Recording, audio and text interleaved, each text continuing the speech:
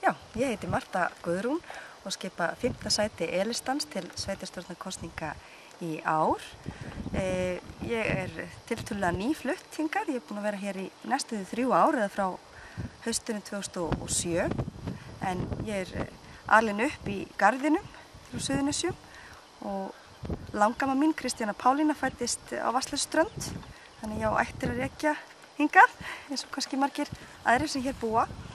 En mér finnst Vogarnir bjóða upp á alveg ótrúlega mikla möguleika og þeir sem hafa verið hér í meirihluta síðastliðin 4 ár verið ótrúlega jákvæðir og opnir og tekið svona nýju fólki eins og mér opnum örmum og meðal annars svona stutt við það starf sem ég hef unnið hérna ásamt manninu mínum, Bjarna Þórissyni.